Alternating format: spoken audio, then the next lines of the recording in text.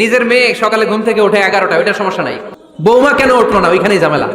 ছেলেরে প্রশ্ন করে, তোর কাছে তোর বউ বড় না আমি বড়? এটা একটা প্রশ্ন হইলো? বৌমা যারা আছেন, আপনার মা রেখে দিয়ে নতুন মা পাইছেন, এটাই তো আপনার মা। তো ওনাকে মায়ের জায়গায় বসাতে আপনার সমস্যাটা কোথায়? বৌমা শাশুড়ির এই ঝগড়ার প্রধান কারণ হচ্ছে জেনারেশন গ্যাপ, ঠিক কিনা? শাশুড়ি এক জেনারেশনের আর বৌমা আরেক জেনারেশনের। শাশুড়ি ভাবে একরকম, বৌমা ভাবে আরেক রকম। শাশুড়ি চায় বউর উপর খবরদারি করতে, বউ চায় শাশুড়ির উপর খবরদারি করতে। এই ডমিনেটিং এর কারণে কিলাকিলি আছে না নাই? এটা ঠিক না। আমার শাশুড়ি মায়েরা যারা আছেন, প্রথমে শাশুড়ি দিয়ে শুরু করি।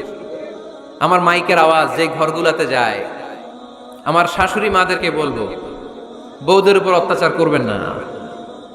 ছেলেরে প্রশ্ন করে, তোর কাছে তোর বউ বড় না আমি বড়?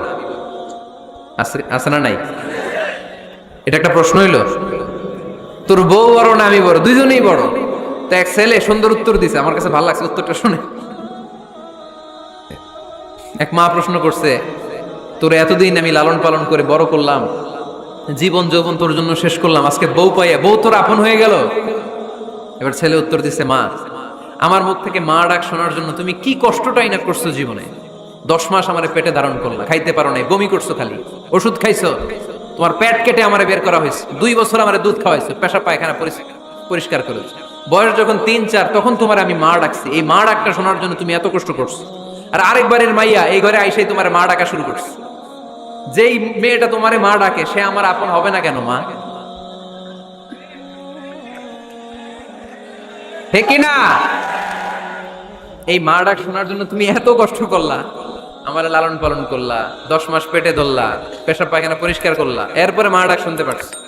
আর আরেকবারের মেয়ে জানা নাই চিনা নাই এসেই তোমার ডাকা শুরু করছে মা। তো যে আমার মারে মা ডাকে তার স্থান তো আমার কলিজায়, ঠিক কি না? শাশুড়ি আম্মারা যারা আছেন, প্লিজ বৌমাদেরকে কষ্ট দিয়েন না। অনেক শাশুড়ি আছে, পান থেকে চুন খসলে রেগে যায়, পদে পদে স্ত্রীর ভুল ধরে, বউয়ের ভুল ধরে, আছে না নাই? এটা করবেন না। সে তো নতুন, আপনার অনেক এক্সপিরিয়েন্স হতে তার সময় লাগবে, তাকে সময় দিন, তাকে ভালোবাসুন, ঠিক কিনা? না বুঝে সামান্যতে বৌমারে বদদোয়া দেয়, এরকম আছে না নাই? কিন্তু বুঝতে চায় না, বৌমারে যদি বদদোয়া দেয় তাহলে তার নিজ ছেলের পরিবারের ক্ষতি, পেটে ধরা যে ছেলে, ছেলের পরিবারের কিন্তু ক্ষতি, তার আপন নাতি নাতনিদেরই ক্ষতি। আওয়াজ করে বলেন ঠিক কি না? বৌমাকে বদদোয়া দিয়েন না।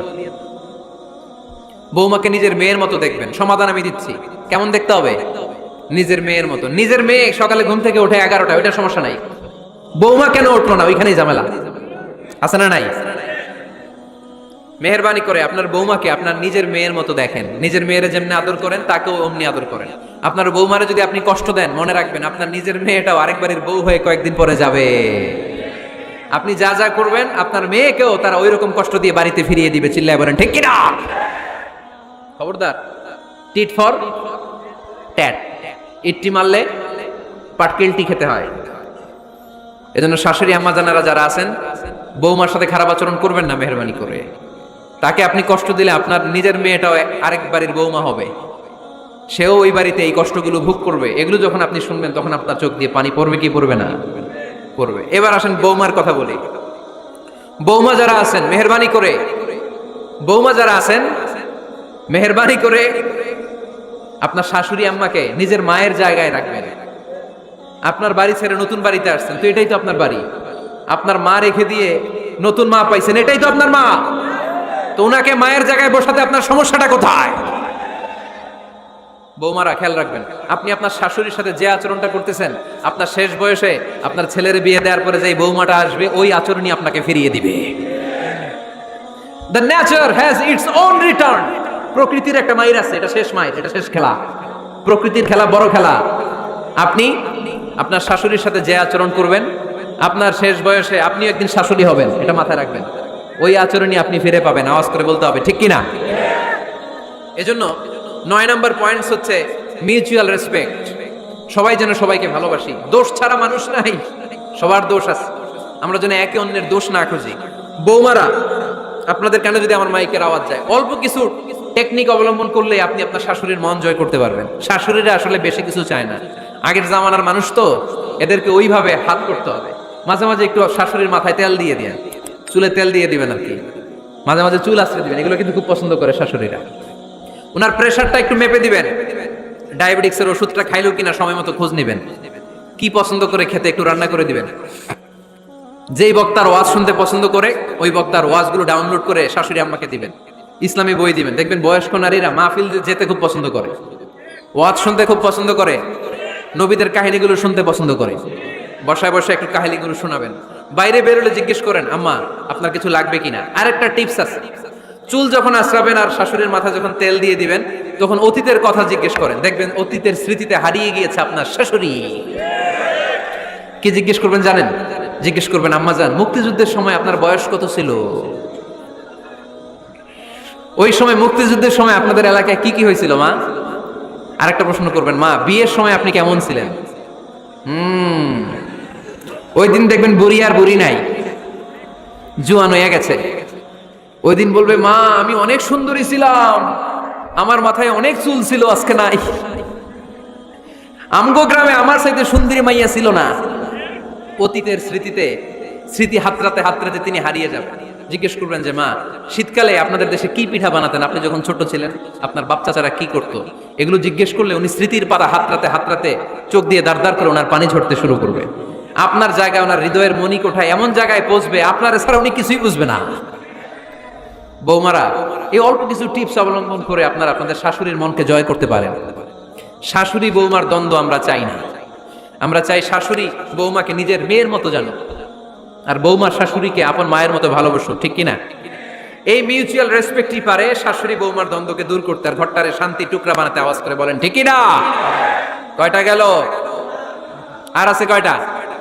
দোয়া করবেন একে অপরের জন্য। দোয়া সাইয়েদনা ইব্রাহিম ফ্যামিলির জন্য দোয়া করতেন, রব্বি জাআলনি মুকিমাস সালাতি ওয়া মিন যুররিয়াতি রব্বানা ওয়া তাকাব্বাল দুআ। ও আল্লাহ আপনি আমারে নামাজ কায়েমকারী বানান, আমার কলিজার টুকরা সন্তান ইসমাইলকেও নামাজ কায়েমকারী বানান, আমার দোয়াটা আপনার দরবারে আপনি কবুল করে নেন। সুবহানাল্লাহ পড়েন। রব্বানা ইন্নী আসকানতু মিন যুররিয়াতি বিওয়াদিন গায়রি যী যারইন ইনদা বাইতিকাল মুহাররাম। ও আল্লাহ আমার সন্তান সন্ততি আমার ফ্যামিলিকে ধুধুমরু প্রান্তর এই উপত্যকার মধ্যে তোমার কাবা ঘরের সামনে রেখে গেলাম, তাদেরকে তুমি নামাজ কায়েমকারী বানিয়ে দিও। গোটা বিশ্বের সব মানুষের অন্তর আমার ফ্যামিলির দিকে আল্লাহ তুমি ঝুঁকিয়ে দিও। ওয়ারযুকহুম মিনাস সামারাত, ফলমূল দিয়ে আল্লাহ তুমি তাদেরকে রিজিকের ব্যবস্থা করে দিও। তার মানে সব নবীরা তাদের পরিবারের সদস্যদের জন্য দোয়া করতেন কি করতেন না?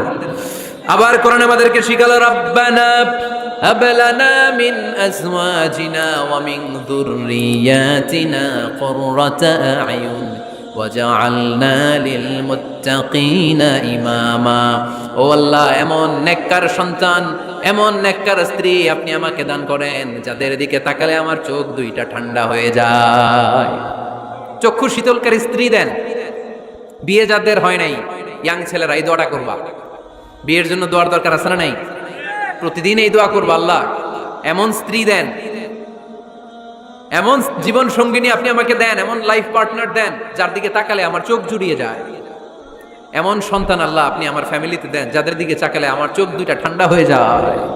নেককার সন্তান, নেককার স্ত্রী আল্লাহর কাছে দোয়া করে চেয়ে নিতে হয়। তাহলে ফ্যামিলি মেম্বার একে অপরের জন্য দোয়ার দরকার আছে না নাই?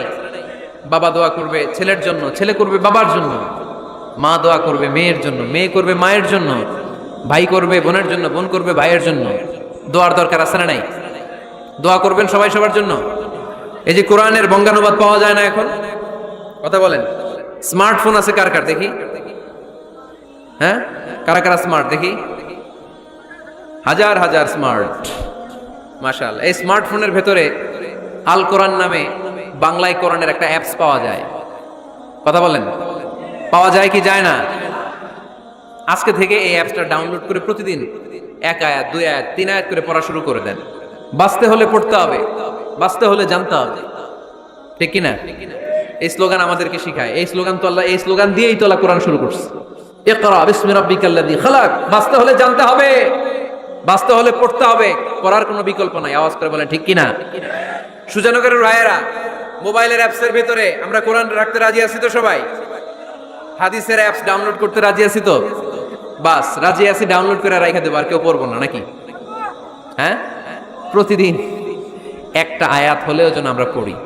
আল্লাহ যা বলা দরকার সব বলে দিয়ে গেছে, নতুন করে আর কিছু বলবে না। আমরা যেন পড়াশোনা করি, আমরা যেন একটা পাঠাগার বানাই। আবারও কখনো আসার সুযোগ হলে আমি জিজ্ঞেস করবো, যদি আমার মনে থাকে, যে আপনাদের পাঠাগার আছে কার কার ঘরে। সেদিন সবার হাত তুলতে হবে। এমনি পারা যাবে তো? আল্লাহ তুমি তৌফিক দাও।